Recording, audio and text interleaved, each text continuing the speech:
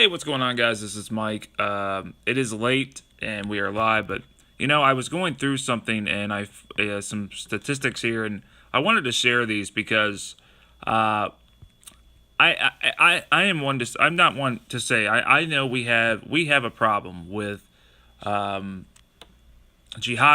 and extremists and ISIS, and they need to be stopped. These thugs need to be stopped. They're killing innocent people, innocent Christians, innocent Muslims as well. More Muslims are killed by ISIS than Christians. But I wanted to kind of go through these statistics that I find very, very eye-opening.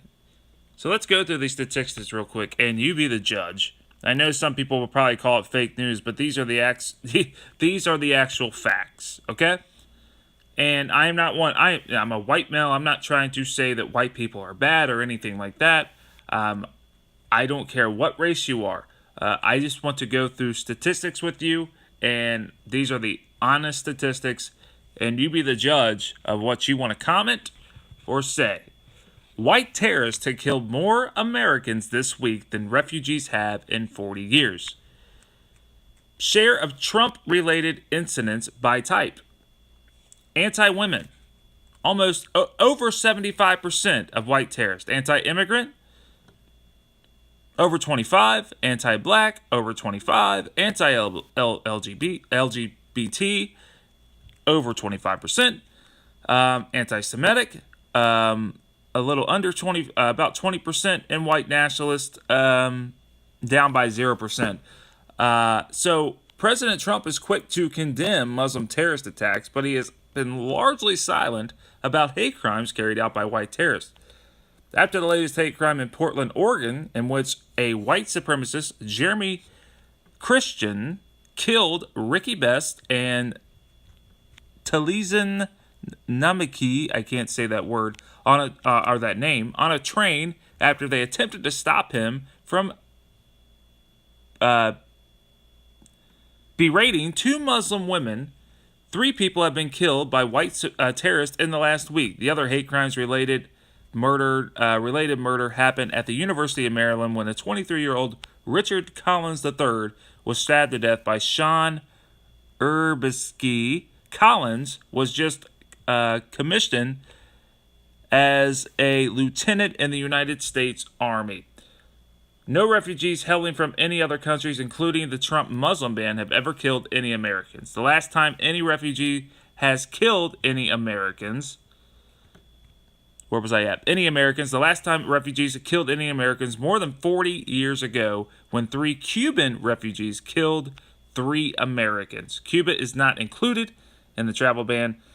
Ever since the Refugee Act of 1980, no refugees have fled war-torn areas to seek asylum in the U.S. Have ever killed any Americans. The Atlantic examined crime statistics have found that refugees constitute far less of a risk to Americans than fellow U.S. citizens.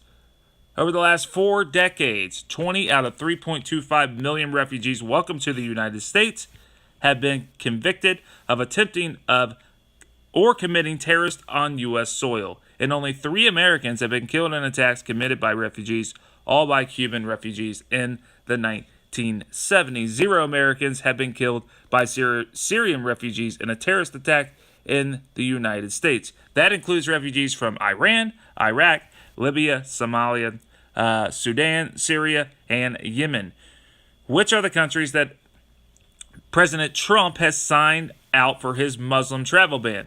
And yes, it is a Muslim travel ban. He said it himself on the campaign trail. Where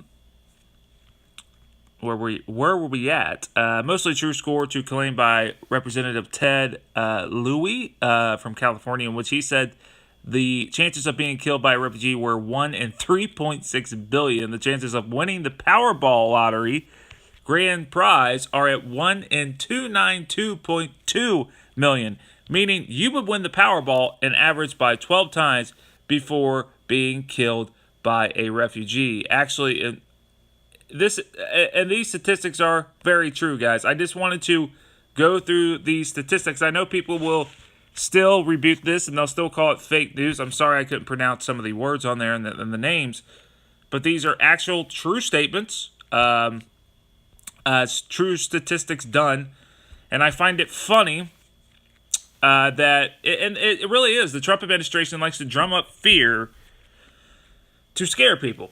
And that's all it is. It's just fear drummed up to scare people. You know, many people do this as well on the right, and especially, you know, the alt-right do it as well. I'm not saying that we don't have a problem with, like I said, with jihadists and extremists, but people, there are 1.6 billion Muslims in the world, and less, or about 1%, are radicalized. You know, I say this, and I tell people, you know, most of the people that say bad things about Muslims never have met or even talked to a Muslim themselves. I say to them, please get to know a Muslim. Please understand what they go through on a daily basis, but especially living in America and the hate that is thrown their way. One of my best friends is a Muslim, and I've known him for several years, and he would do anything. He would give you the shirt off his back.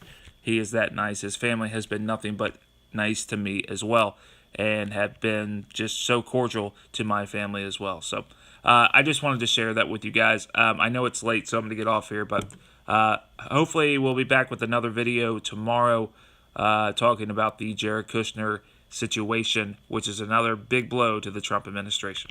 Thank you, guys.